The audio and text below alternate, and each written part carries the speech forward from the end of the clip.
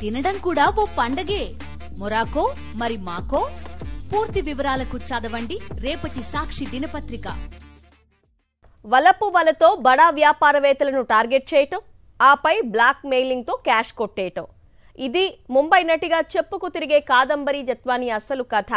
అందుకోసం సంతకాలు ఫోర్జరీ చేయటం, బోగస్ పత్రాలను సృష్టించడం వంటి నేరాలకు పాల్పడుతూ మరీ భారీగా ఆస్తులను కొల్లగొట్టడం ఆమె చరిత్ర.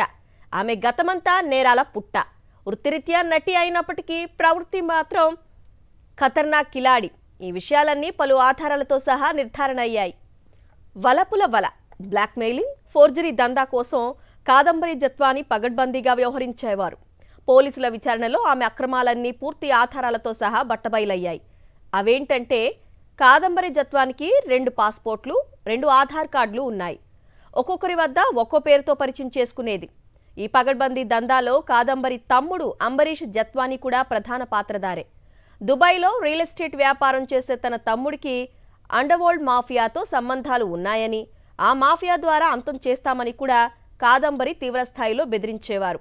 ఈ విధంగా ముంబై, ఢిల్లీ, బెంగళూరుతో పాటు దేశంలోని పలు నగరాల్లోని పారిశ్రామికవేత్తలు, రాజకీయ నేతలు, బ్యూరోక్రాట్లను బ్లాక్మెయిలింగ్ చేసి భారీగా ఆస్తులు కొల్లగొట్టారు.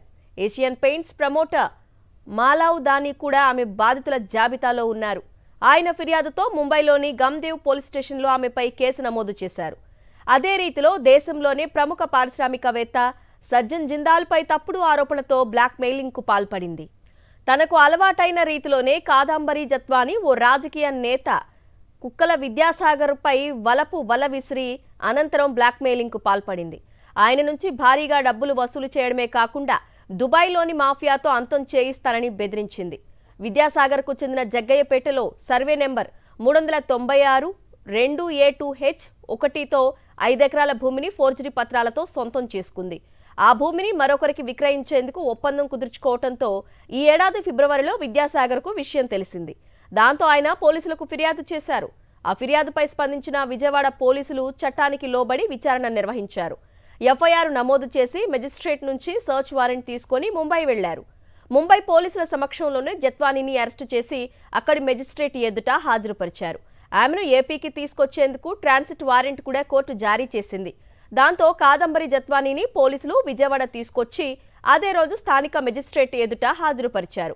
మెజిస్ట్రేట్ రిమాండ్ విధించడంతో ఆమెను రాజమహేంద్రవరం కేంద్ర కారాగారానికి తరలించారు. ఈ కేసు విషయంలో విజయవాడ పోలీసులు పూర్తిగా చట్టబద్ధంగా వ్యవహరించారు. న్యాయస్థానాల అనుమతితో నిబంధనలకు లోబడి దర్యాప్తు ప్రక్రియ పూర్తి చేశారు. ఈ నేపథ్యంలో పోలీసుల చర్యను అభినందించాల్సింది పోయి టీడీపీ కూటమి ప్రభుత్వం పోలీసు అధికారులపై తప్పుడు ఆరోపణలతో వేధించేందుకు రంగం సిద్ధం చేస్తోంది. అందులో భాగంగానే కాదంబరి జత్వానీ కేసును నేపథ్యంగా తీసుకొని పోలీసు అధికారులకు గురిపెట్టింది. ప్రభుత్వం దురుద్దేశంతోనే ఈ కేసుకు సంబంధించి అవాస్తవాలు, అభూత కల్పనలను టీడీపీ అనుకూల మీడియాకు లీకులిచ్చింది. టీడీపీ అనుకూల పత్రికల్లో పతాక శీర్షికలతో కథనాలు, పచ్చ టీవీ ఛానళ్లలో రోజంతా చర్చలతో రాద్ధాంతం చేస్తోంది. తాజాగా ఇంకో అడుగు ముందుకేసి కాదంబరి జత్వానీ ఉదంతంపై పత్రికలు, టీవీల్లో వస్తున్న కథనాలపై విచారించాలని విజయవాడ ఏసీపీ కె శ్రవంతిరాయ్ను విచారణ అధికారిగా నియమించింది. మరోవైపు ఈ మాయలేడి బ్లాక్మెయిలింగ్ దందాను ఆసరాగా తీసుకొని ఏపీలో టీడీపీ కూటమి ప్రభుత్వం దుష్ట రాజకీయాలకు తెరతీసింది. బాధితులకు బాసటగా నిలవాల్సింది పోయి బాధితులనే బెదిరింపులకు గురి చేస్తూ దొరికిన కాడికి దండుకోవాలని వ్యూహం పన్నింది. ఇందులో భాగంగా సీఎం చంద్రబాబు ఇన్నాళ్లు ప్రత్యర్థి పార్టీ వరకే పరిమితం చేసిన వేధింపులను తాజాగా పారిశ్రామికవేత్తలకు వర్తింపచేశారు.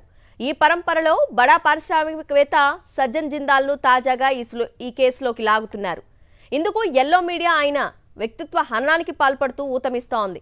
ఇప్పటికే శ్రీకాకుళం జిల్లాలో యునైటెడ్ బ్యావరేజెస్ పరిశ్రమను, వైఎస్ఆర్ జిల్లాలో జువారీ, దాల్మియా సిమెంటు పరిశ్రమల యాజమాన్యాన్ని సర్కారు పెద్దలు ముడుపుల కోసం బెదిరింపులకు పాల్పడ్డారు. జాతీయ రహదారి పనులు చేస్తున్న కాంట్రాక్టు సంస్థలను ముడుపుల కోసం వేధిస్తున్నారు. చంద్రబాబు ప్రభుత్వ తీరు వల్ల పరిశ్రమలు ఇతర రాష్ట్రాలకు తరలిపోయే ప్రమాదం ఏర్పడింది. అయినా సరే టీడీపీ పెద్దలు బరితెగించి మరీ బడా పారిశ్రామికవేత్తలను లక్ష్యంగా చేసుకొని వేధిస్తున్నారు.